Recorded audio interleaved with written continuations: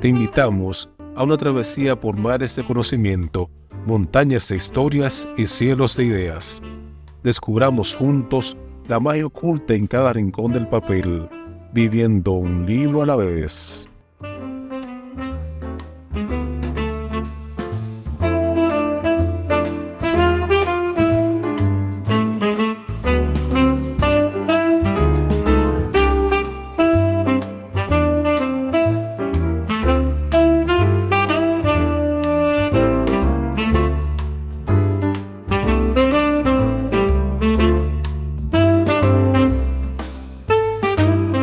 Conversamos con José Agustín Grullón sobre su libro de cuentos, Las ironías del destino.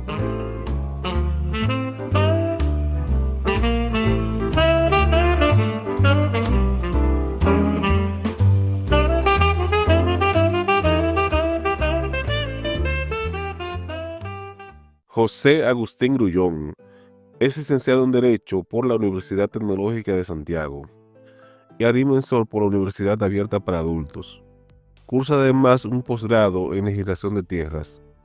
Ha cursado algunos diplomados sobre Derecho Inmobiliario, Bienes Raíces, Topografía y Derecho Sucesoral. Como escritor ha publicado el libro de cuentos Las ironías del destino y desde septiembre de 2024 publica un artículo cada 15 días en la sección cultural del diario digital Acento.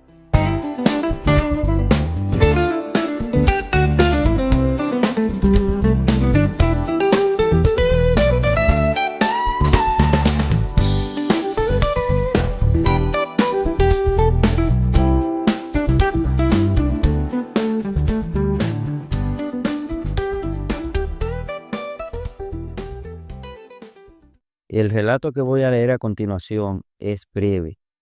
Lo escribí el 11 de enero de 2007, es decir, hace 18 años. Tiene para mí un gran valor sentimental, pues le tengo mucho cariño porque fue el primer relato que escribí. Se titula El Puente.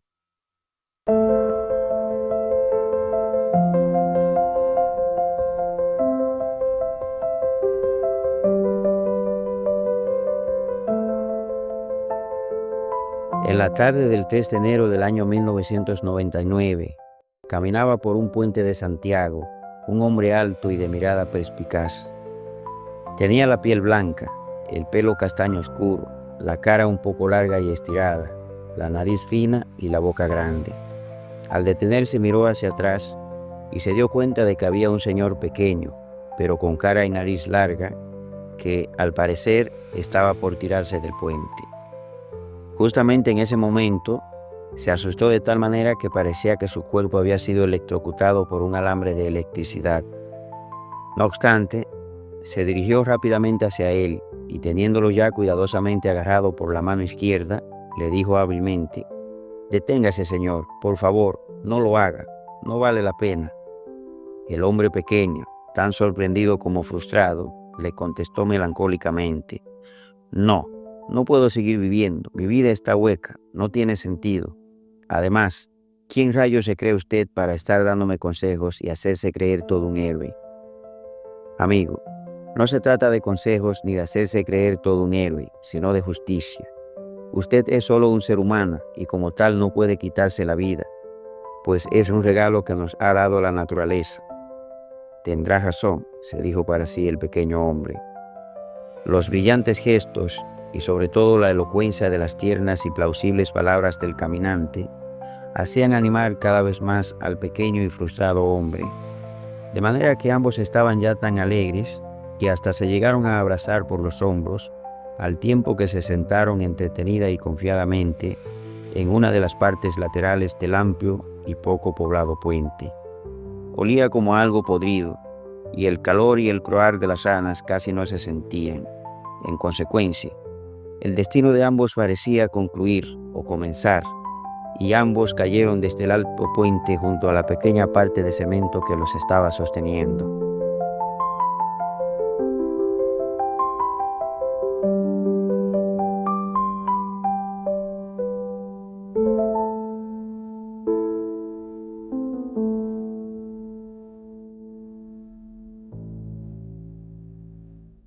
Te damos la bienvenida a un nuevo episodio de Tertulia Literaria Papel Maché, un podcast dedicado a la difusión de la literatura desde la República Dominicana. Hoy contamos con la grata presencia de nuestro hermano, amigo y colega José Agustín Grullón, que nos va a hablar de su libro de cuentos Las ironías del destino. Así que nada, bienvenido, hermano. ¿Cómo está todo por ahí? Encantado de estar aquí dialogando contigo sobre estos temas. Por aquí estamos muy bien, gracias a Dios, positivo y preparado para hacer las cosas que a uno le gusta hacer. Y en el caso nuestro, hablar de literatura, ¿verdad? Que es lo que nos atañe. Correcto. Esto es hacer lo que a uno le gusta y en consecuencia hablar de lo que a uno le apasiona. Me apasiona, correcto. Vamos a iniciar de inmediato con una pregunta, José Agustín, que siempre le hacemos a los invitados que vienen por primera vez al podcast, que es cómo fueron tus inicios en esto de la creación literaria, cómo te involucras en este oficio del escritor. Bueno, realmente en el caso mío, yo comencé primeramente como escritor, como lector. No tenía ni siquiera planificado que algún día iba a llegar a ser escritor, porque por lo menos me iba a inclinar por esa faceta de escribir. Era un lector, me gustaba leer mucho desde muy joven, y a medida que iba leyendo y leyendo, llegó un momento que de alguna manera me fue interesando esa parte de la escritura, y como una vocecita en mi interna me empezó a decir como que yo iba a ser escritor, porque por lo menos que en algún momento de mi vida esa faceta me iba a empezar a interesar. Y así resultó, porque después, siendo yo un estudiante universitario de nuevo ingreso, me colocaron la primera asignación cuando entré a la universidad, que era describir una imagen con palabras. A los estudiantes nos mostraban esa imagen y el objetivo era crear con esas imágenes una creación literaria, ya fuese un cuento, una fábula, una obra de teatro, lo que uno quisiese, o un poema.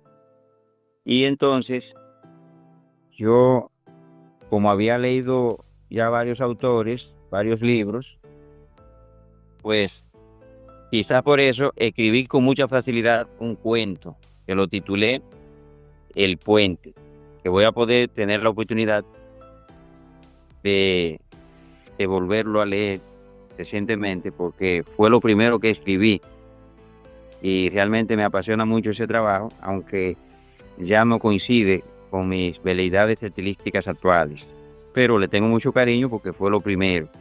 Y escribí entonces ese cuento, que fue en el 2007. Yo era sumamente joven cuando eso. Y el trabajo lo escribí de un tirón, lo leí en la universidad y tuve una aceptación cuando me correspondió leerlo, muy favorable y sorpresiva para mí, porque la profesora me felicitó y algunos estudiantes, y eso como que me motivó un poco más a seguir intentando con otros escritos. Y como te dije, ya leía, sin embargo no lo hice. Sí tenía la intención y el plan de que iba a escribir otros trabajos, pero no lo hice y seguía leyendo y tomando algunos apuntes de ideas que me surgían de ciertos temas, ciertas opiniones que yo quería externar sobre determinadas problemáticas sociales que veía y que se estaban viviendo en ese momento en los alrededores donde yo me movía. Y fui tomando esos apuntes hasta que en el 2009 empecé a leer los cuentos completos de Kafka y quedé sumamente deslumbrado, de tal manera que eso influyó mucho en mi visión de concebir la vida, la literatura y todo lo que estaba haciendo. Y no sé qué fue lo que a partir de ese momento me motivó a sentarme a escribir una serie de cuentos que los escribí uno tras otro, prácticamente de un tirón. Y en un tiempo récord escribí un total de 17 o 18 cuentos.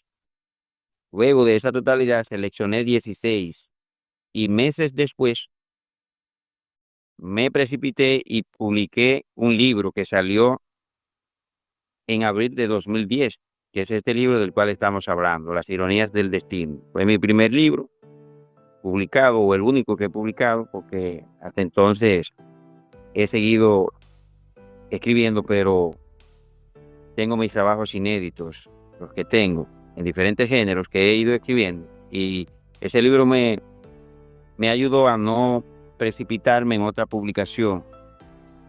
Me enseñó muchas cosas de muchos errores que cometí, otros aciertos y así. Entonces me ayudó a muchas cosas, a no precipitarme sobre todo.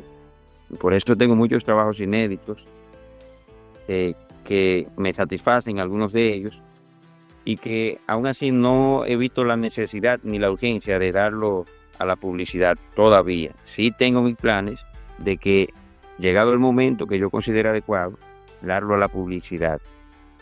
Entonces, te lo menciono esa parte, porque esa ha sido prácticamente mi trayectoria como escritor, que no es una trayectoria como la de la mayoría de los escritores, que publicando frecuentemente, y que cuando ellos sienten que no están publicando, que consideran que no se sienten escritores. Lo que sí yo he tratado de dar a la publicidad es algunos artículos así en un blog que tengo, y en los artículos que salen a la luz pública en la columna que tengo en el diario digital Acento, que ya son trabajos ligeros, de opinión, no son de literatura propiamente dicha. Claro, y de eso vamos a hablar a largo y tendido al final. Pero quiero, retomando lo que decías de que una de tus influencias es Franz Kafka en la parte de los cuentos. ¿Y qué otros autores tú puedes citar como que te gusta leer, que tu etapa de lector te ha llamado la atención? Autores tanto nacionales como extranjeros que puedas mencionar.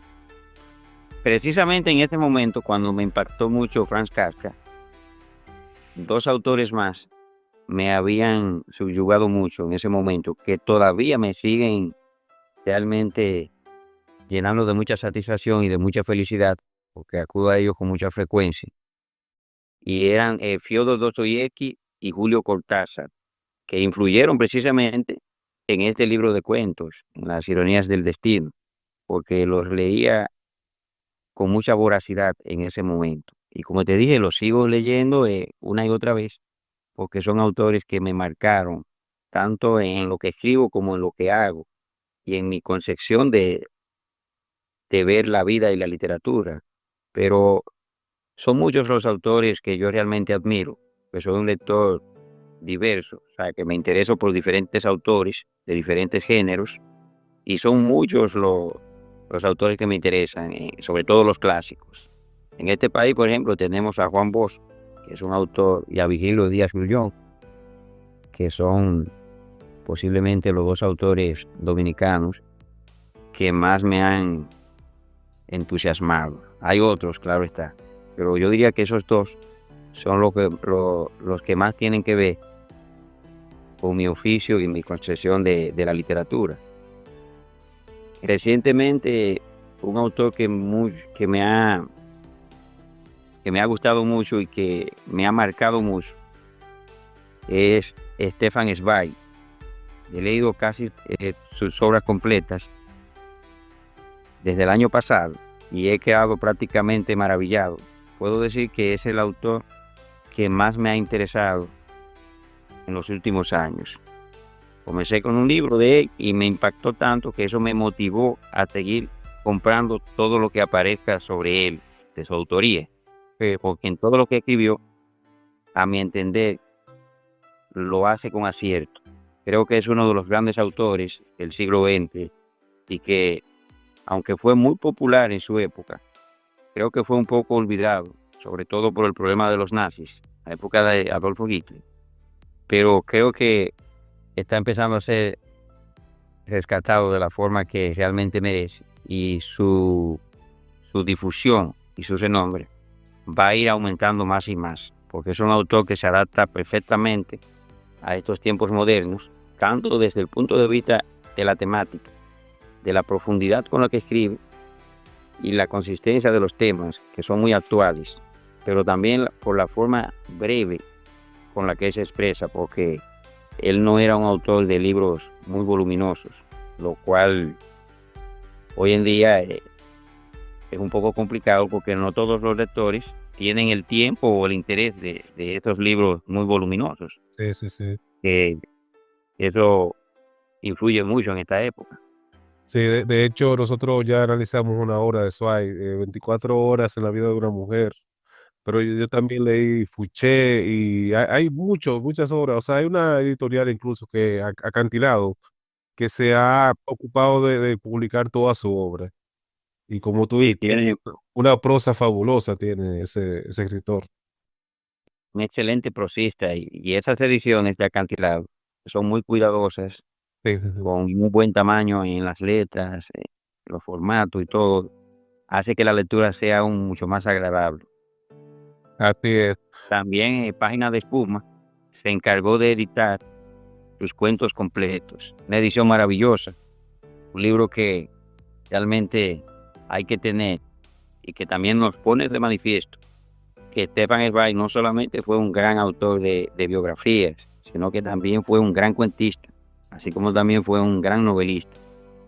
Y ahí en Páginas de Espuma, esos cuentos completos lo demuestran, porque además de cuentos completos también incluye algunas novelas breves, como esa misma que tú mencionaste, 24 horas en la vida de una mujer, que es una pequeña obra maestra, una novela breve, magistral. Cuando un escritor se pone a escribir, realmente no lo hace con una intencionalidad, o sea, no escribe pensando, bueno, voy a hablar de tal tema, con este cuento yo voy a tratar tal tópico, sino que eso es un ejercicio que se hace a posteriori, ya cuando una obra se ha publicado, se ha leído, se ha releído, se ha analizado, se ha reanalizado. Entonces tú has hecho ese ejercicio con tu libro de cuentos y has podido identificar algunos temas que son recurrentes, que tú tratas así, que permean tus historias. Realmente, cuando yo escribí esos cuentos, que como te dije, los escribí de un tirón y prácticamente uno detrás del otro, con un entusiasmo muy elevado y una gran creatividad en ese momento, lo que me interesaba en ese momento era lo que yo estaba viendo en los alrededores de donde yo me movía, como estudiante universitario, como joven de la época y como persona que siempre se ha inquietado por la condición humana desde muy joven, porque como bien sabes tú y te había dicho, he leído siempre a esos grandes autores que tratan de reflejar esos grandes temas que nos dicen mucho sobre la condición humana.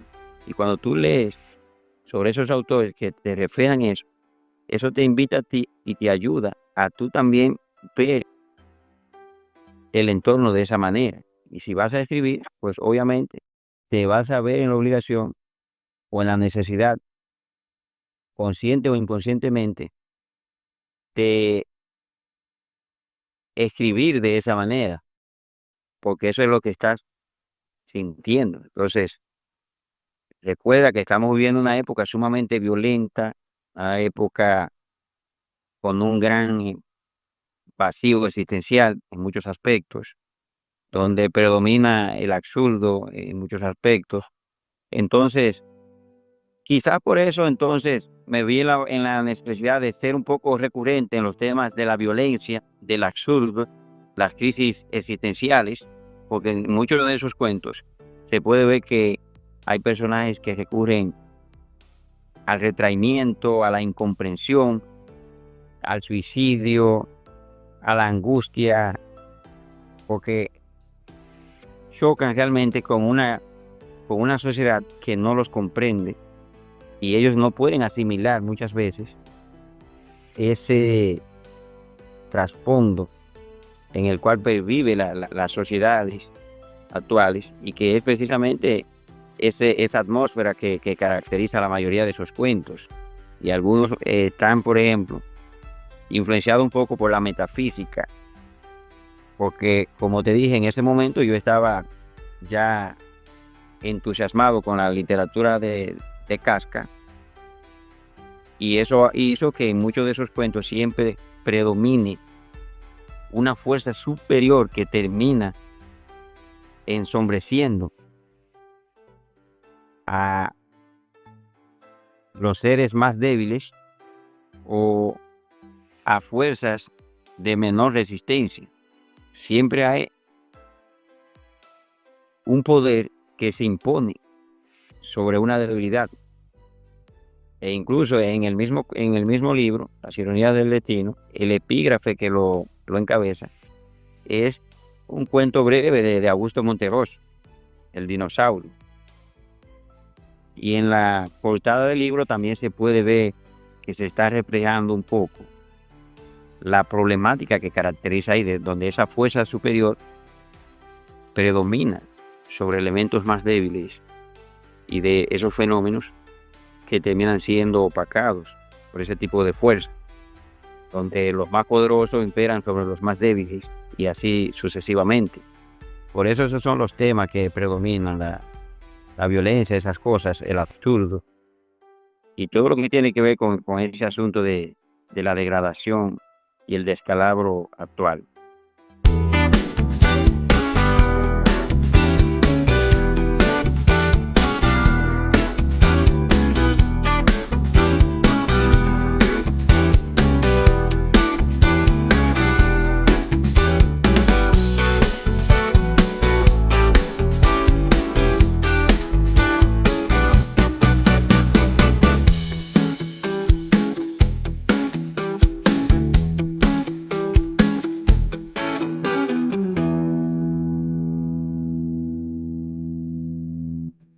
El relato que voy a leer a continuación se titula La cadena perpetua.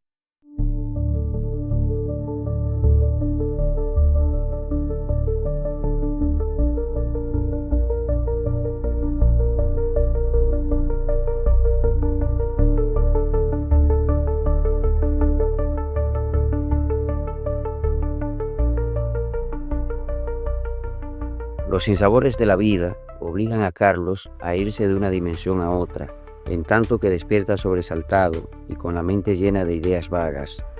Se sienta en el borde de la cama con los pies puestos en unos zapatos marrones que tiene al lado de la alfombra, que, abierta, está tirada en las frías baldosas. Pasan 2 minutos, 3, 4 minutos, pero se mantiene bostezando en la misma posición, pensando desde luego en lo que él considera su abismal problema. Al fin decide pararse de la cama y se dirige al closet de ropa. Se pone una franela blanca y un pantalón azul de esos que usaba cuando jugaba voleibol y baloncesto. Acto continuo, abre una de las persianas y le dirige una mirada superficial a la madre naturaleza. Luego, del estante que estaba en su aposento, toma 2 libros, los hojea, pero al cabo de 3 minutos, o menos, los coloca nuevamente en su lugar. Entonces se queda observando fijamente a los demás libros. Camina después con parsimonia hasta llegar al baño adherido a su cuarto. Levanta la tapa del inodoro y orina, defeca y piensa en su abismal problema. Luego se para y no descarga el inodoro. Entonces se mira frente al espejo, ve su rostro limpio con sus ojos azules y el pelo rubio y lacio, pero le entran ganas de partir el espejo con su cabeza. Abre la llavecita del lavabo y se lava las manos. Acto seguido, toma la pasta dental y comienza a cepillar los dientes a diestra y siniestra. Termina y entonces se quita la poca vestimenta. Abre la ducha y sigue como de costumbre, dándole vueltas a un torbellino de ideas que al fin y al cabo solo conducían a una idea fija: su abismal problema. El agua llega tibia gracias al calentador adherido a la ducha. Sigue bajo ella enjabonándose lenta, rápidamente. Piensa de repente en los años que cursó en la universidad y más lejano todavía, Piensa en sus años de infancia haciendo travesuras. Qué divertido le parecía todo en esa época. Esa época irrecuperable, perdida. Empieza a sentir ahora el agua fría, deprisa, pero también tibia y lenta. El jabón le empieza a picar en sus ojos de muerto y sigue con sus meditaciones. Él que siempre había sido considerado como el futuro médico de la familia, él que era tan aplaudido por todo y por todos y todas, y ahora ni siquiera poder asistir a la universidad ni poder vivir en sociedad. ¿Por qué estar condenado a ser el individuo que jamás se pensó que sería? ¿Por qué? ¿Qué había hecho? Cierra la ducha y toma la toalla que anoche había dejado enganchada cerca de los cristales que dividen el baño en dos, el lado del lavabo y el lado de la bañera. Se seca la cara y se mira nuevamente al espejo, quizás para quitarse una legaña, quizás para arreglarse el pelo, pero cesa de hacerlo, pues tenía cosas más prioritarias por hacer.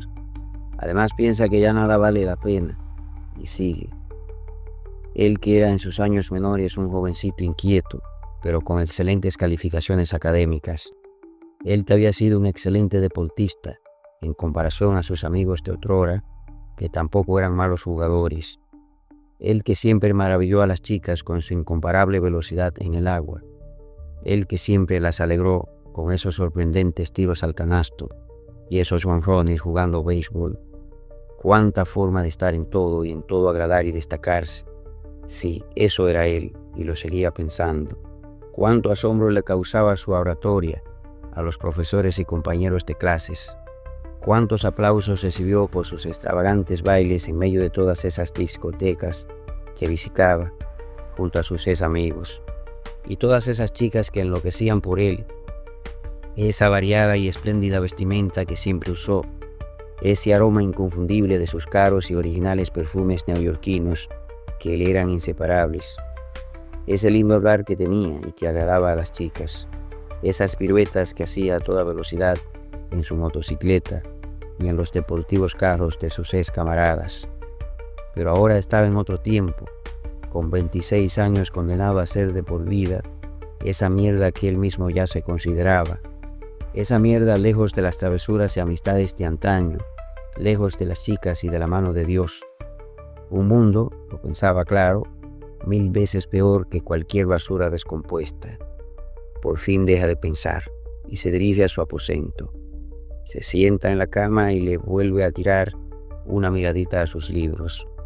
Entonces divisa una inmensa enciclopedia de medicina y un esqueleto humano enganchado cerca del estante de libros y la computadora. Instantáneamente se anima y toma la enciclopedia con sus 2 manos hasta que la abre. Pero al cabo de 2 minutos la cierra fuertemente con tal furia que luego la pulveriza en el piso y la pared. Entonces mira fijamente el esqueleto, al tiempo que se dice para sí que no hay mucho de diferencia entre él y ese esqueleto colgando casi encima de sus libros. Pero ahora podía estar condenado a ello hasta la muerte, que podía ocurrir en cualquier momento. Sí, ahora que ya hacía 3 años de haber abandonado la universidad, casi a punto de graduarse. Pero qué sorpresiva es la vida, tantas cosas que tuvo a su favor y ya no poder ser el que fue. Estaba condenado a ser otro él, a ser la copia estúpida y miserable de sí mismo. Esa desvaída copia, pensaba, que se había apoderado del original, acaso por los inefables efectos del tiempo, acaso por su abismal problema, acaso por otra cosa. Pero sea como fuere, escucha el sonido de un CD de video que había caído al piso, cerca de la computadora. Entonces ve que fue culpa del gato de Efraín, y se queda mirándolo fijamente a tal extremo que se llega a creer menos cosa que el gato. Pero se aproxima a la computadora y al ver que el mismo sale corriendo, se concentra en el video caído al piso. En consecuencia, recuerda sus locos años de impudicias, donde él y todos sus amigos se divertían masturbándose y poseyendo a las chicas, viendo esas películas pornográficas. Toma el video por la mano diestra y lo estrella enérgicamente contra la pared. Luego patea el sillón y la mesa de la computadora. Se para viendo sagazmente en todo derredor, pero advierte que estaba completamente solo en la casa. de manera que no tuvo otra salida que tomar un atroz libro. Se lo habían regalado hace 3 años y no lo había leído, que tenía en el librero.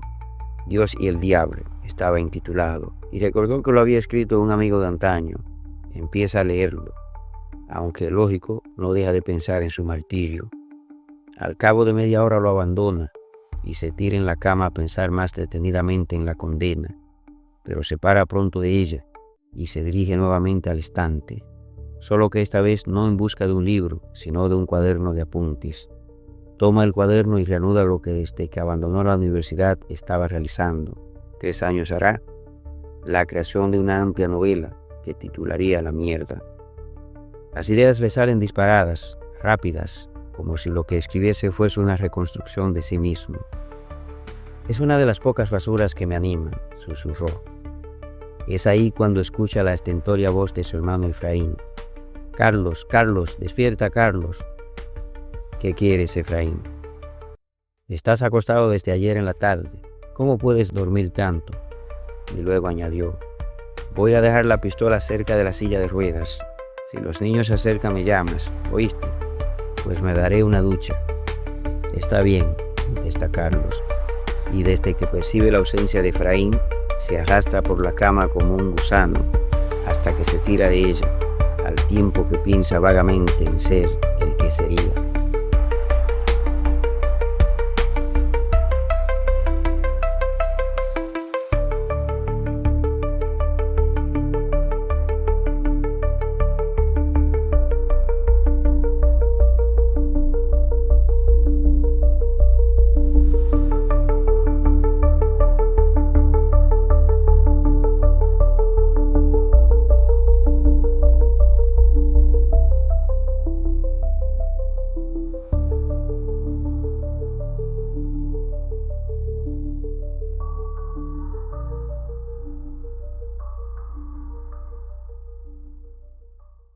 José Agustín, tú eres abogado, por eso te dije que éramos colegas cuando comenzamos la entrevista, o que somos colegas, mejor dicho, ¿verdad?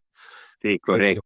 Entonces, ¿cómo es eso de tú compatibilizar tu vocación como escritor con el ejercicio del derecho que suele ser tan absorbente, tan demandante en términos de tiempo? O sea, muchas veces, por ejemplo, los abogados que ejercen en materia penal sufren eso más que en otras materias. Por ejemplo, tú llegas a una audiencia penal a las 9 de la mañana y puede ser que tú a las 9 de la noche sigas ahí en el tribunal, porque es un poco impredecible el tema del tiempo. Y en general el ejercicio del derecho suele ser muy exigente en términos de tiempo, de dedicación. Entonces, ¿cómo tú compatibilizas eso con el hecho de crear literatura? En el caso mío, por ejemplo, esa combinación Sí, se me da muy bien. ok, En primer lugar, porque el área mía es el derecho inmobiliario, ok, especialista en esta parte. Además, yo soy agrimentor también, pero la agrimensura se relaciona con esa área del derecho que yo ejerzo, que es el derecho inmobiliario. Todo lo que tiene que ver con inmuebles, ya sea propiedades baldías como terrenos o apartamentos, casas, esas cosas de los inmuebles. Y entonces, esa área del derecho hace que uno labore desde tempranas horas de la mañana hasta las 5 de la tarde aproximadamente, que no es como el derecho penal, que no hay un horario establecido, porque si tú le trabajas el derecho penal y te pueden llamar a las 10 de la noche que fulano cayó preso o que tuvo un problema policial o del tema que fuere, o sea que no hay un horario ni un día, te llaman hasta los domingos para tú ir a trabajar ese día, pero yo no, yo trabajo hasta las 5 de la tarde, a veces, a más tardar, hasta las 6, en horarios de la oficina mía, y de lunes a viernes. Salvo excepciones, voy a la oficina sábado, cuando ya por alguna razón coordino que es necesario ir, y nunca los domingos. O sea que tengo tiempo en la noche y tengo tiempo para la literatura, porque cuando tú tienes algo por vocación o por amor, tú siempre vas a encontrar el tiempo. De manera que yo siempre he tenido, no importa lo que yo trabaje ni lo que haga, siempre tengo tiempo para leer y para escribir. Claro, donde quiera que yo voy, aunque no vaya a leer, siempre llevo conmigo en mi vehículo o en lo que sea un libro. Si voy a hacer un turno en X lugar, yo tengo un libro ahí, aunque no lo lea. Pero si de alguna manera tengo tiempo para leer, leo. Y cuando entonces siento la necesidad de escribir algo, pues saco ese tiempo y lo hago, independientemente del horario. Generalmente lo hago cuando puedo, la escritura, pero no escribo todos los días. Lo que sí hago es que leo todos los días, porque más que un escritor, me siento un lector. De manera que siempre, como te dije, encuentro tiempo. Además de que hay ciertas afinidades con la abogacía y la literatura, porque la abogacía consiste mucho en la lectura y la literatura también. Pero es muy absorbente, como dice, claro, el ejercicio. Sí. Cuando tú tienes un oficio como el de la literatura o el arte en general, sea la pintura, la literatura, la música, o sea, algo que es una vocación en ti, tú puedes ejercer la profesión que sea y el oficio que sea y vivir donde sea, tener la condición que sea, y tú siempre vas a tener tiempo para esa vocación tuya, porque el tiempo lo haces tú. Entonces, Claro. por eso siempre tengo tiempo. Para mí la abogacía no es un problema con la literatura, al contrario, me ayuda, porque yo no vivo de la literatura, sino del derecho. Y entonces, con eso que yo gano, puedo comprar libros, puedo ir a actividades culturales. Me ayuda a yo no precipitarme a publicar, y que no vivo de los libros, sino de lo que yo me gano como abogado. Y de eso es que yo vivo y voy a seguir viviendo. Dios mediante. Así mismo es, sí, porque es que nadie puede vivir prácticamente de la literatura, no solamente aquí en la República Dominicana, sino en cualquier país del mundo. O sea, son pocos los escritores de tiempo completo, gente que exclusivamente vive de la literatura. Son muy pocas, o sea, a nivel general, a nivel de aquí ni hablemos, pero a nivel mundial también, o sea, son privilegiados realmente los que viven de la literatura. Pero otra parte de la pregunta que te la tengo ahí es, o sea, el abogado dominicano en general, o sea, uno que vive en el medio, compartiendo con colegas y eso, lee otra cosa que no sea derecho, lee literatura. ¿Cuál es tu percepción ahí? Porque habría que hacer como una especie de encuesta o de estudio, pero uno tiene percepciones de las cosas. O sea, tú ves en los colegas abogados interés en la literatura, o sea, leer cosas que vayan más allá de los masón, más allá de los libros que uno ve en la universidad, libros propiamente jurídicos. O sea, ¿cómo tú ves ese tema?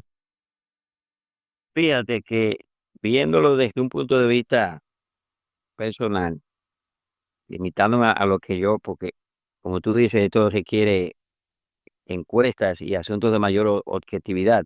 Voy a dar una respuesta subjetiva que se va a limitar a lo que yo puedo apreciar, a la experiencia, a lo que yo he visto y veo en el medio. Es que muchos abogados, hay muchos que no solamente leen leyes, códigos y normativas jurídicas, sino que de alguna manera u otra también leen literatura, unos más que otros, claro está, pero hay muchos abogados que leen literatura y filosofía, leen a los grandes clásicos, o de alguna manera, unos con más frecuencia, otros con menos frecuencia, han leído o tienen conocimientos generales, claro está, sobre la literatura, y te pueden mencionar diferentes obras, y de alguna manera en algún momento de su vida han leído uno que otro gran autor de la literatura, y eso es algo que no se ve en todas las profesiones. Si exceptuamos, por ejemplo,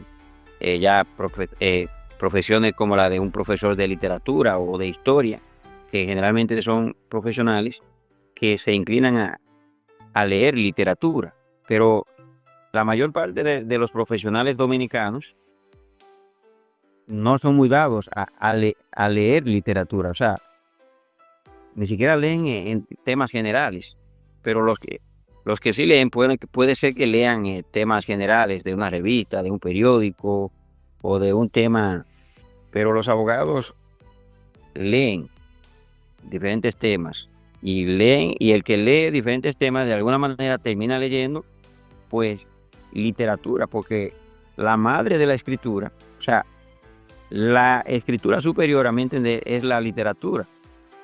Entonces, si tú lees de alguna manera, si tú lees independientemente de tu profesión, tú vas a terminar leyendo lo mejor que se ha escrito, que es la literatura.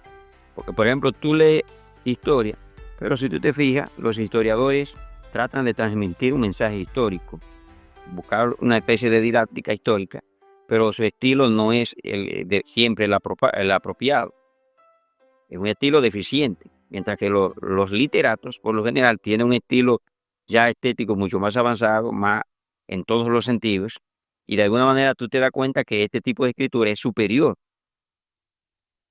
por lo menos en términos estéticos. O sea que el lector, a medida que va leyendo, se va haciendo cada vez más exigente. Comenzó leyendo revistas, leyendo literatura juvenil, no literatura juvenil, comenzó leyendo revistas, después leía códigos, leyes, y a medida que va leyendo, se va haciendo más exigente. Llega un momento que puede terminar leyendo literatura, que es, como te dije, el tipo de escritura más avanzada y superior que existe, por lo menos viéndolo desde mi parecer. Desde tu punto de vista. Entonces los abogados leen. Sin embargo, conozco abogados que no tienen ningún tipo de interés Sí, en leer literatura. Hasta te dicen, pero que eso no es, eso es ficticio. sí. Pero son casos excepcionales. La mayor parte de los abogados que yo conozco, tanto de Santiago, de La Vega y de otras provincias del país, son curiosamente lectores no solo de derecho, como te dije, sino de literatura, y tienen un bagaje cultural muy vasto, y es sorprendente, porque eso aquí no se ve en todos los profesionales. Y en el caso del derecho, José Agustín, yo siempre he pensado, bueno, un abogado debería leerse obras como El proceso de Kafka, que lo hemos mencionado, ¿verdad? En el proceso Kafka, pues se trata de un individuo que se ve atrapado por la burocracia del sistema judicial. Y uno como abogado, no sé si a ti te ha pasado, a veces uno se siente como Joseph Kafka, como perdido en una maraña de burocracia y procesos y cosas que a veces rayan en lo absurdo. Eso puede darse. Entonces, una obra como esa, por ejemplo, El proceso de Kafka, yo diría que también Crimen y Castigo de Dostoyevsky, que es un autor que también hemos buscado. Y por ejemplo, Eugenia Grandet, no sé si tú has leído de Balzac. Sí, o sea, se aprende tanto leyendo literatura de cómo es la sociedad, porque la sociedad, por ejemplo, el sistema legal es un fenómeno social, o sea, las leyes y un sistema judicial, todo eso se crea a partir de una realidad social. Y no hay mejor, siempre he pensado que no hay mejor forma de tú entender una sociedad o entender al ser humano en su esencia que tú leer una buena novela, por ejemplo. Correcto. Son cosas que no te la da un libro de texto que suele ser muy árido.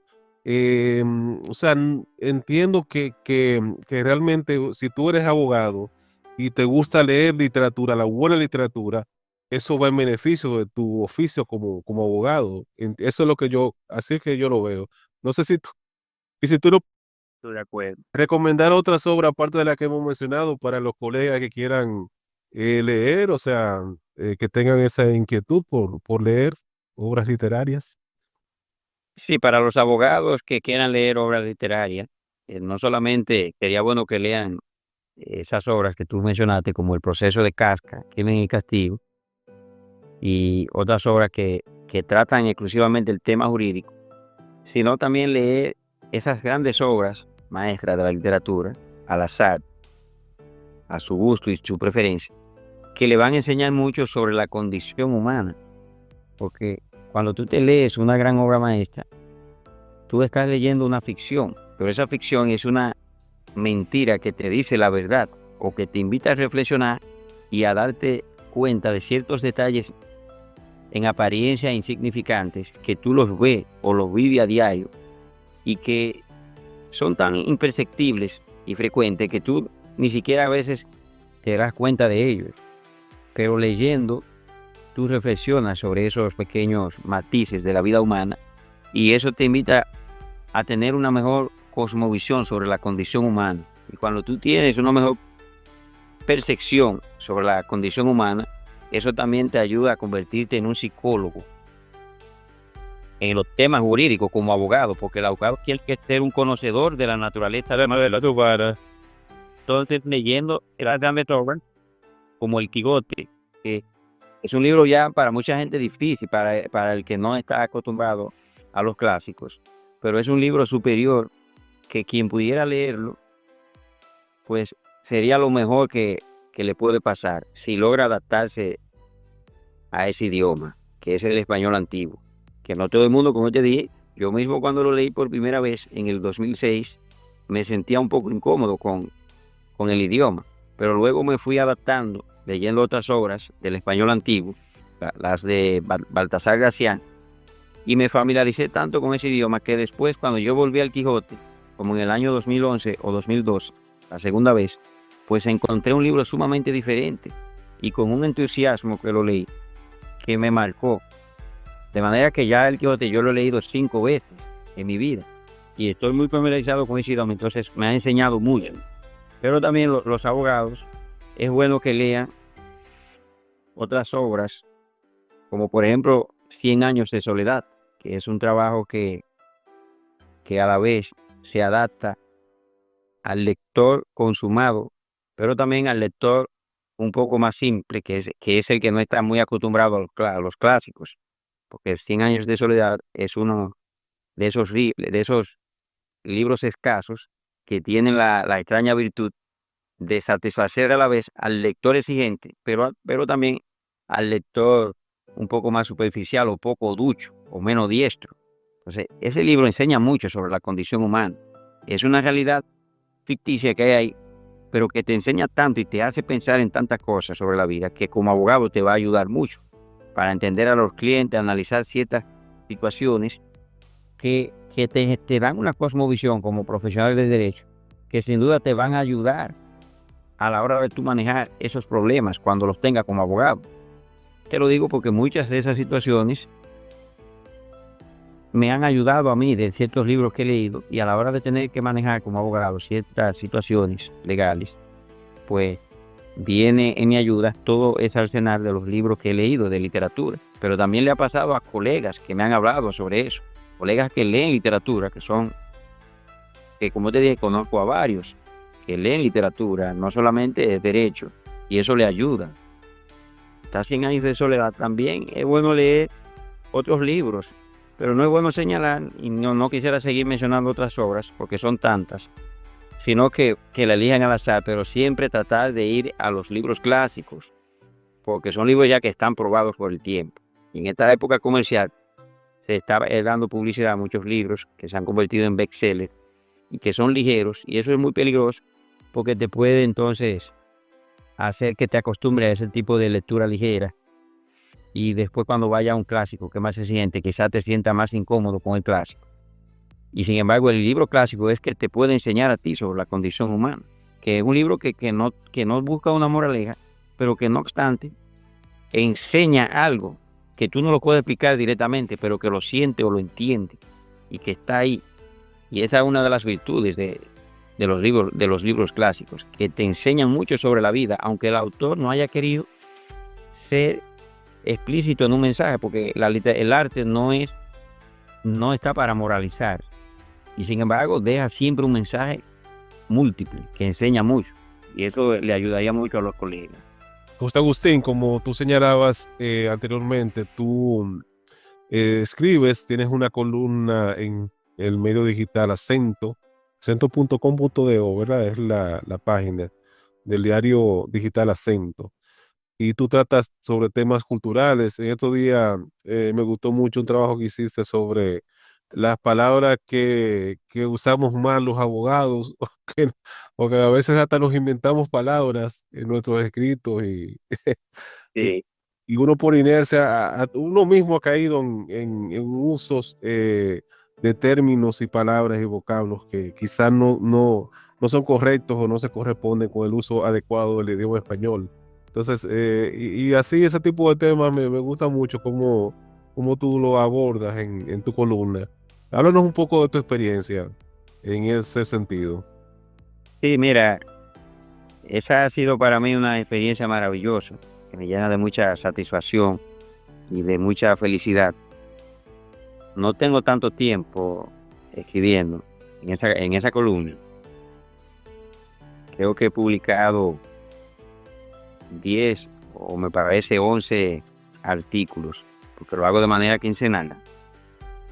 Y ha sido, como te digo, una experiencia maravillosa para mí porque me llena de mucha felicidad, tanto a la hora de yo poder escribir un artículo, que lo hago con mucha pasión, porque es un tipo de escritura más ligera. Y a veces he estado leyendo un libro y, y me ha conmovido y por alguna razón no lo he podido debatir o dialogar con una persona sobre ese libro. Entonces lo que hago es que dialogo con la hoja en blanco a través de la escritura. Y lo que yo pues puedo hablar en una conversación sobre ese tema de ese libro, en vez de dialogarlo de manera oral, lo que hago es entonces que lo escribo. Y me imagino entonces que la hoja en blanco es una especie de interlocutor. Y lo pongo de manera por escrito. Y eso me llena de mucha satisfacción porque escribo por amor al arte, como dicen. Y me da mucha felicidad. Y cuando lo publico, recibo comentarios alentadores de amistades, de amigos, familiares, así. A unos les gusta uno, a otro y así. Y aunque yo escribo sobre todo para mí mismo, pues también me siento a veces muy positivo y muy entusiasmado cuando me dan algunas palabras alentadoras sobre esos artículos. Pero sobre todo lo que más me gusta es eso, que me gustan a mí mismo, porque no escribo en esos artículos buscando un tema que yo sepa que le vaya a gustar a la gente, no, ni un tema que yo entienda que esté de actualidad, ni nada de eso, sino que escribo lo que yo quiero escribir, que me guste a mí, aunque yo sepa que quizá eso le va a gustar a menos lectores. O sea, independientemente de que le vaya a gustar a muchos lectores o no, sino que mi primer requisito es que me guste mucho a mí, que me apasione, aunque quizás sea un tema muerto para algunos lectores, para otros no. Pero hasta ahora, aunque yo no he escrito esos artículos pensando en los lectores, sino pensando en mí mismo, que es lo que me apasiona, y en ese interlocutor imaginario, como te he dicho, pues casualmente han tenido pues algunas opiniones muy favorables a mi favor y a favor de esos artículos. Y eso me ha ayudado mucho porque hace que yo pues me motive a hablar sobre algunos libros que he leído, que lo leía y no lo hablaba y así. Y puedo también hablar sobre temas relacionados con la cultura, no solamente sobre libros. En esos mismos artículos yo he tenido la ocasión de hablar sobre trabajos de pintura. He tratado ahí en esos artículos, tengo un artículo donde me ocupo de la pintura de Ramón Oviedo, un artículo que se titula El Alet de Ramón Oviedo. Y he hablado también con relación a la pintura de José Sestero, el maestro Sestero, de Claudio Pacheco, de Santiago de los Caballeros, de Rafael Nepomuceno, también de Santiago de los Caballeros. Y también seguiré hablando de otros pintores, porque hablo ahí de literatura, de pintores, de música, que todavía no he hablado de música, pero son temas que abarcaré en su momento.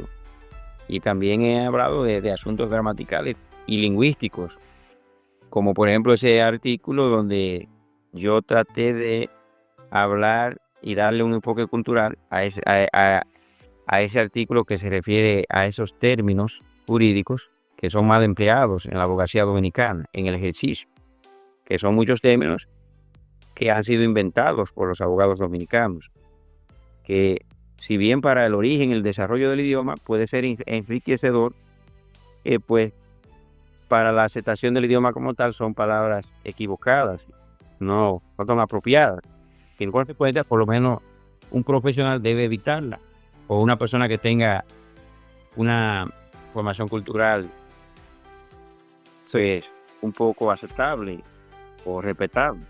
Sí, ahorita cuando hablábamos de los hábitos de lectura de nuestro colega abogado, especialmente de si lee o no literatura, yo creo que uno de los grandes beneficios también de leer literatura es que tú enriqueces tu vocabulario y Correcto.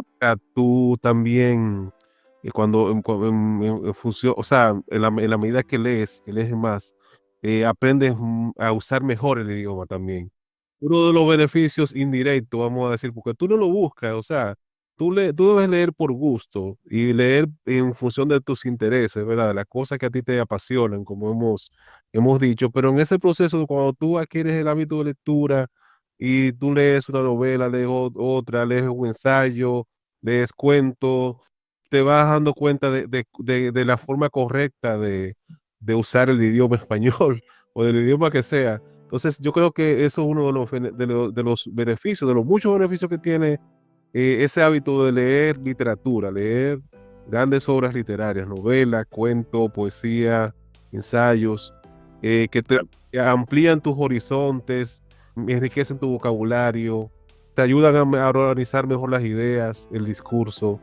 Yo pienso que son cosas que al final de cuentas se notan, ¿verdad? Cuando una persona lee, uno se da cuenta cuando interactúa con alguien. Bueno, esta persona es una persona que se interesa por la cultura, que lee, que tiene inquietudes por las manifestaciones del arte. Es otra cosa, ¿verdad?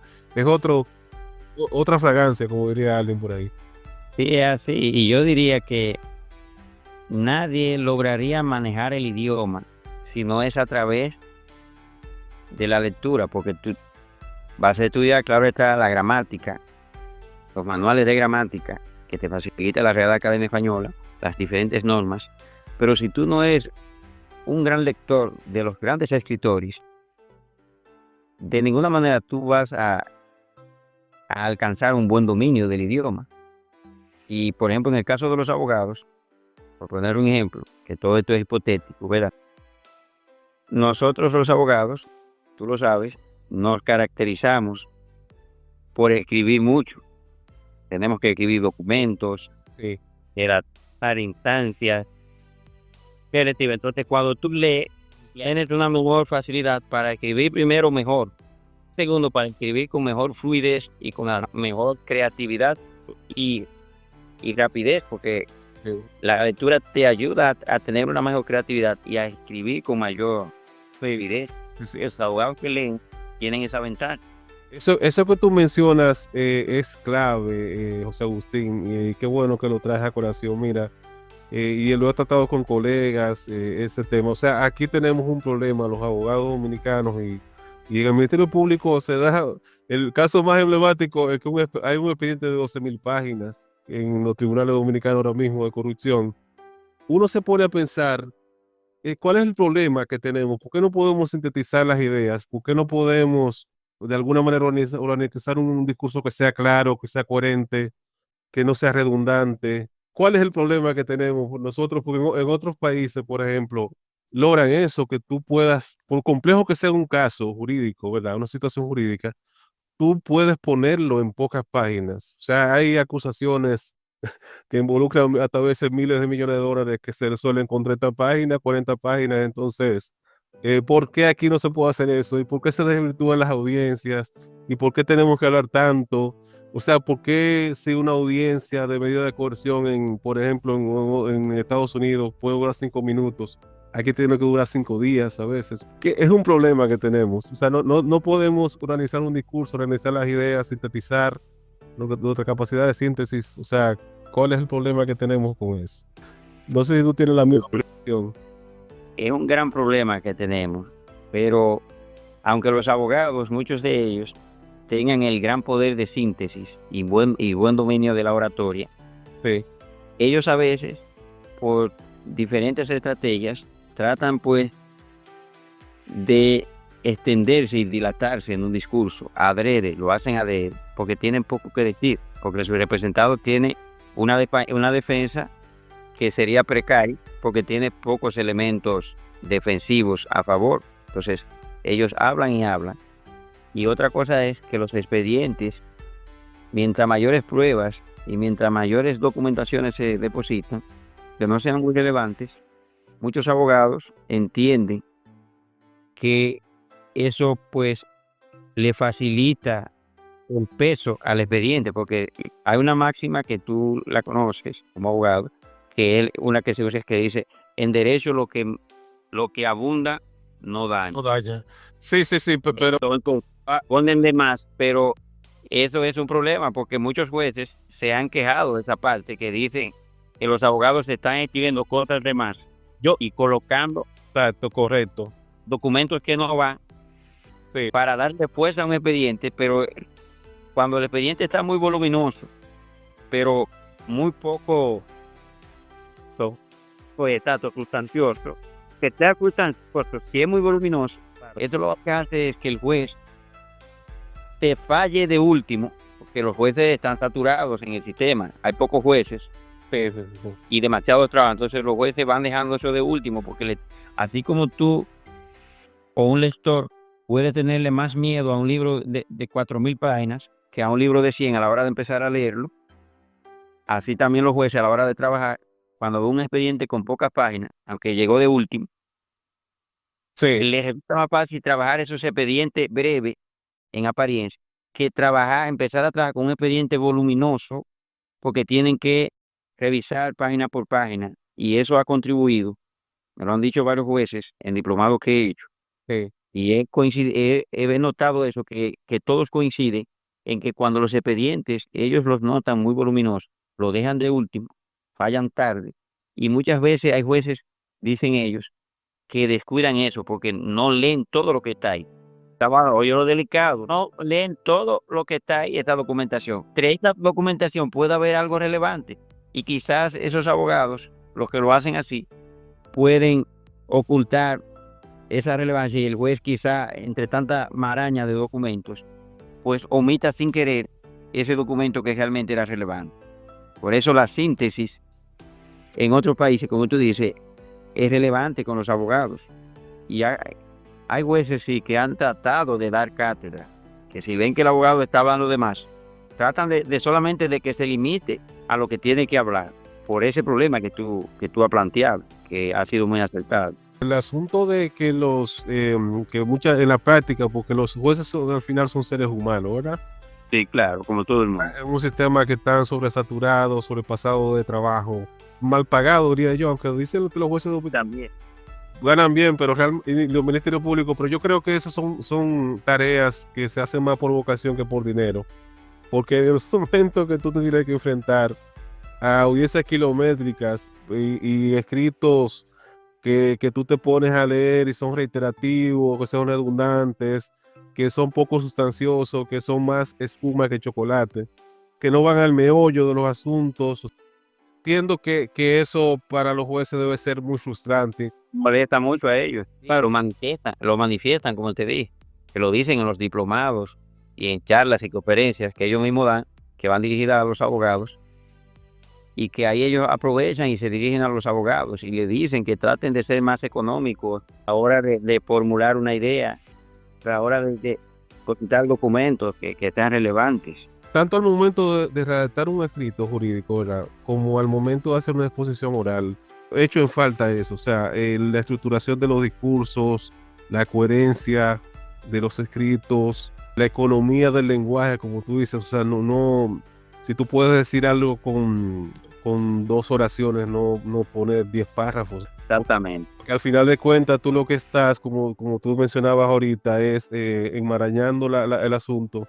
Al final del día, el juez no entiende cuál es tu tesis, o sea, qué tú estás planteando como abogado para defender a tu cliente o para representar los intereses de tu cliente, porque se pierde entre Se pierde vamos a decir, y hasta hace que ellos piensen de que tú tienes pocos derechos como defensor de ese cliente, creen que es adrede que el abogado lo está haciendo, que está pues hablando en el aire o redundando demasiado por el hecho de que no cae en lo sustancioso porque no está lo sustancioso. Mientras que ellos piensan que cuando son breves, concisos y precisos, es que ya el abogado está representando a un cliente que está cumpliendo con los derechos que se están requiriendo y que por lo tanto va directamente a este punto. Porque hay áreas, como por ejemplo el área mía, el derecho inmobiliario. Una ventaja de esta área es que hay que hablar poco, que no es como el derecho penal, que requiere mucha argumentación jurídica. Por eso, para ser penalista, hay que ser un buen orador, además de otros elementos que se requieren. Hay que tener una buena oratoria, un gran don de persuasión, o sea, tener el don de la palabra, porque tiene que saber persuadir, saber argumentar, que no es lo mismo que ir allí a discutir, porque el abogado no va a discutir, tú lo sabes, va a argumentar. Y tú lo sabes que para argumentar de manera oral se requiere mucha formación. Y por eso que hay que leer, porque tú puedes ser inteligente, pero si no lees, a la hora de argumentar, tu vocabulario es corto, por ejemplo, ¿y qué va a pasar con eso? Pues te va a quedar corto en la argumentación, pero si tu vocabulario es amplio, eso te va a dar la facilidad de tener una argumentación más adecuada y precisa. Y vas a poder decir los términos adecuados y poderlo meditar adecuadamente. Pero en el área mía no se requiere porque se enfocan más en la escritura. Vale más lo que tú deposites, los elementos probatorios que tú hagas allí por escrito, porque no fallan de manera invoce, sino que tú depositas, concluiste hoy y 3, 4 o 5 meses después es que el juez va a fallar. O sea que lo que tú dijiste hoy en audiencia de manera verbal, 5 o 6 meses después, cuando el juez vaya a fallar la audiencia, ya el juez no se acuerda. O sea, lo que vale lo que tú pongas en el área mía por escrito. Pero hay abogados en esta área que duran, que los jueces tienen que mandarlo a callar una y otra vez. Cosa que no es necesaria que ellos hablen tanto, porque como te dije, ellos lo que se enfocan es en lo que está ahí aportado en la prueba. Y te dan la oportunidad en el escrito ampliatorio de las conclusiones de que tú digas ahí por escrito de manera sintética eso que vas a decir allí de manera oral. Entonces, eso es lo que ellos leen, el escrito ampliatorio de conclusiones. Ahí tú le explicas lo que lo que el penalista tiene que explicar de manera verbal. Aunque el penalista también tiene la opción, claro está, y tú lo sabes, de depositar escrito ampliatorio de conclusiones. Pero el penalista, lo oral tiene más validez que lo escrito. Hay escritos que tienen validez, pero es un derecho más oral. El derecho inmobiliario, como el derecho civil, es un derecho que depende de lo escrito, de las pruebas. Tú puedes ser gago, puedes ser mudo, y en esta área tiene desenvolvimiento, porque, como te dije, se requiere, por eso en esta área se requiere tener también una buena redacción. Depende más de la escritura que de la oralidad. Yo diría que eso es lo que afecta mucho en la práctica del derecho. Muchos abogados, muchos colegas que tienen problemas para redactar, como no tienen hábito de lectura, como hemos insistido guachaconamente en importancia del hábito de lectura, porque eso te ayuda a expresarte mejor tanto a nivel escrito como a nivel oral. Se nos ha ido un poco el tema de las manos, pero yo creo que estas son reflexiones que son válidas y aunque este podcast está dirigido a un público general, no solamente está dirigido a abogados, aunque en los últimos tramos de la entrevista nos hemos puesto como muy enfocados en la práctica jurídica, el mundo de los abogados. Tú eres abogado y yo también, entonces No nos podemos desentender. ya esto contribuyo. Claro. O sea, no nos podemos desentender de nuestra realidad, de las cosas que vemos en lo cotidiano. Claro. Sí. Y también una situación que yo entiendo que el tema del derecho y del sistema judicial es un tema, es algo que nos compete a todos. Seas tú o no abogado, te afecta. De hecho, yo y un profesor mío de la universidad, Eduardo Jorge Prats, en una entrevista que vi recientemente decía que todo el mundo debería estudiar derecho, aunque no terminar ejerciéndolo, pero sí sería importante a nivel de la población. ayuda mucho saber cómo funciona el sistema jurídico. Eso te ayuda muchísimo, aunque tú no vayas a vivir directamente del ejercicio profesional del derecho, pero sí conocer las leyes, conocer el sistema jurídico. Eso te hace la vida mucho más feliz. Aunque en esta última parte del podcast se vea como Ser una divagación, pero una divagación dirigida más a abogados, pero esto puede interesarle a cualquier ciudadano. sí, esta es una cultura general y necesaria, porque es lo mismo que estaba hablando, de que el derecho le ayuda a todo el mundo. Estudiar derecho es tan importante que te ayuda en tu vida diaria, en todo. A tú defenderte mejor, a tener más cuidado a la hora de hacer un negocio, Correcto. a hablar mejor, a escribir mejor, porque es una profesión multifacética y que depende mucho de lo pragmático. Es una de las mejores profesiones. Por eso yo, si volviera a nacer y tuviera la oportunidad de elegir a otra profesión, sin tener que quitarle mérito a otra profesión, pues yo elegiría sin duda otra vez el derecho, así como también elegiría la literatura. O sea, el derecho y la literatura, que son muy absorbentes, dependiendo cómo uno lo vea, yo, sin embargo, las elegiría como otra vez como los dos oficios, Tus dos vocaciones. que amo ambas cosas, y mi vida sería inconcebible sin una y sin la otra. Pues nada, José Agustín, hermano, tenemos que concluir ya por temas de tiempo. No queremos abusar de la amabilidad de la audiencia, pero ha sido muy interesante esta entrevista en sentido general en la última parte. Creo que ha sido muy aleccionadora, muy pertinente. Entonces, José Agustín, los oyentes que quieran hacerse de un ejemplar de tu libro de cuentos, Las ironías del destino, ¿hay algún ejemplar disponible o tú piensas reeditarlo? Ahora mismo no está disponible porque cuando hice la publicación, que fue una publicación limitada, siendo yo un estudiante de Derecho en la universidad, y solamente fueron 500 ejemplares. Y como yo era un estudiante que me llevaba bien con muchos estudiantes en la universidad, era desde cierto punto de vista popular, que no me llevaba mal con los estudiantes, tenía buen rendimiento académico, formaba parte de agrupaciones del comité político estudiantil de la universidad y me trataba con profesores. Entonces era muy conocido en la universidad siendo estudiante de Derecho, y cuando publiqué ese libro en abril de 2010, yo me sorprendí porque era una cantidad elevadísima de estudiantes los que estaban interesados en comprar el libro, porque encontraban extraño que una persona tan joven, como era yo en ese momento, y una persona estudiante que ellos conocían, pues escribiera un libro. Yo me sorprendí porque no me imaginaba que iba a ser así.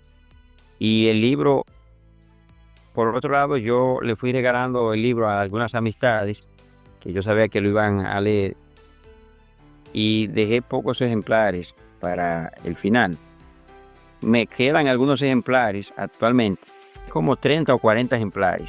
No los seguí dando a la difusión porque como al año de yo haber publicado ese libro, me sentí un poco arrepentido de la publicación. Por eso te digo que esa publicación me ayudó mucho a no precipitarme a la hora de publicar. Cometí muchos errores, de los cuales hoy en día no estoy de acuerdo. E incluso en ese momento, como te dije, un año después, ya me sentía arrepentido de algunos trabajos de los que están ahí. Son 16 cuentos, de los cuales hay algunos trabajos que hoy en día yo los rescataría, otros no. Y está un trabajo que no tiene valor literario, que para mí tiene un gran valor sentimental, que es el que te mencioné al inicio de la entrevista, que es El Puente, se titula El Puente, y que hemos tenido la oportunidad de leer para esta entrevista, porque tiene un valor sentimental para mí, aunque no tiene, viéndolo desde mi punto de vista ahora, un valor literario aceptable. Y así, entonces, el libro no lo quise dar a la publicación, por eso mucha gente me lo requiere y yo no, porque ya no, lo quité de circulación por eso. Quizás en un futuro lo ponga a circular y haga una reescritura de algunos cuentos y suprima otros.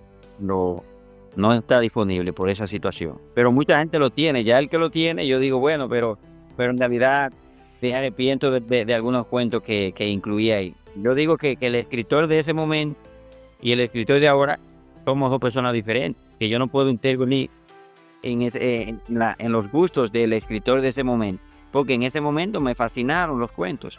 O sea, viví mucho lo que escribí, lo viví porque me gustó en ese momento y por eso los incluí ahí. Estaba muy satisfecho del libro y, modestia incluida, hasta orgulloso en ese momento de ese libro.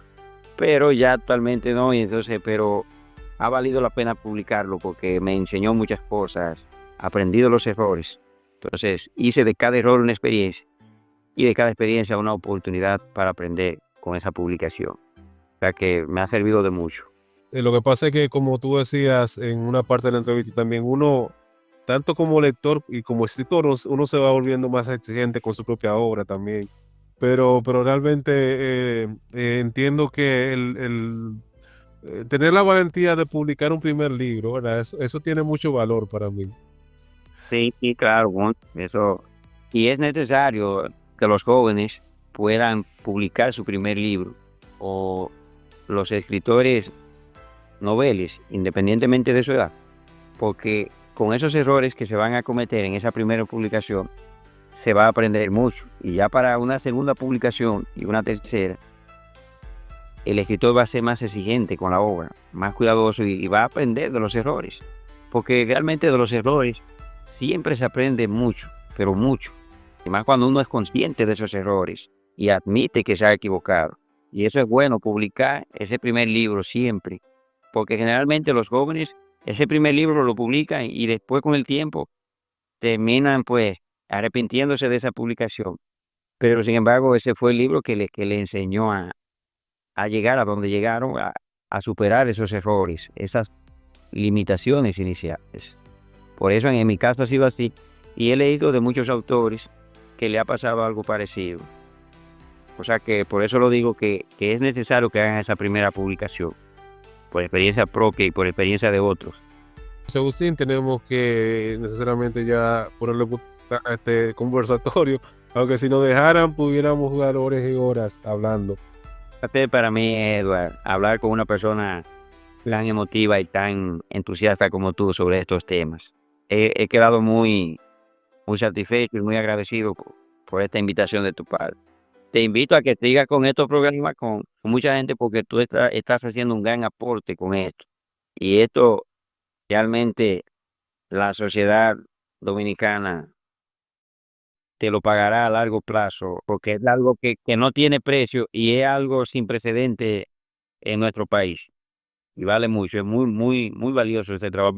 Aunque como tú decías en una parte de la entrevista también, esto, como tú escribes por Tú lo vives.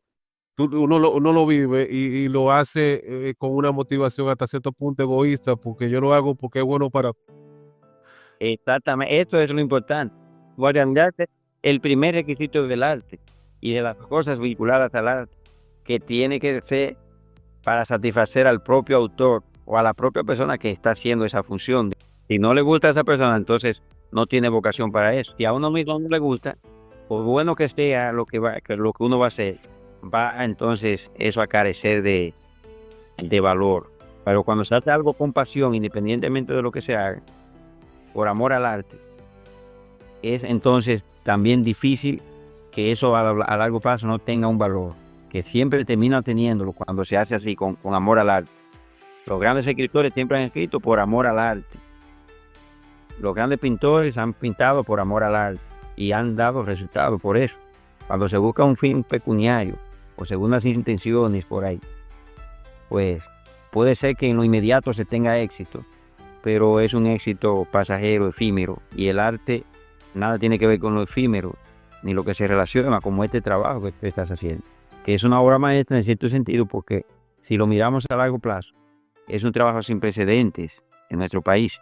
Si tú sigues haciendo y manteniendo ese ritmo y logras hacer esto durante 10 años, 15 años, o pon tú que lo hagas la vida entera, pues tenemos un legado imperecedero. Bueno, Y eso vale mucho y dice mucho. Que Dios te escuche, querido hermano. Pero nada, te tendremos en otra oportunidad porque esta es la primera vez, pero no la última en la que tú estarás aquí compartiendo estos temas, ¿verdad? Con nosotros. Así que te reitero la gracia por tus palabras, por tus palabras de motivación, ¿verdad? Y nada, las puertas siempre estarán abiertas por aquí. Gracias. Cuídate mucho, Bueno, estamos a lo que podemos. y a nuestro oyente, que gracias por escucharnos como siempre y hasta el próximo episodio.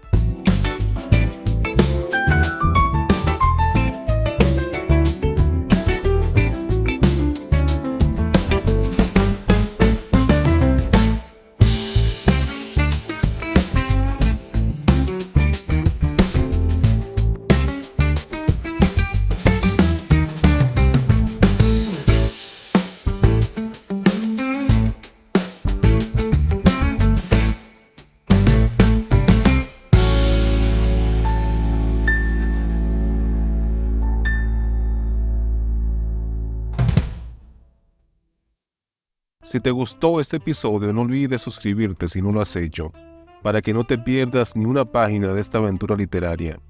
Y si además nos regalas un me gusta, compartes con tus amigos y dejas un comentario, estarás ayudando a que esta comunidad lectora siga creciendo. Suscríbete, comenta y comparte.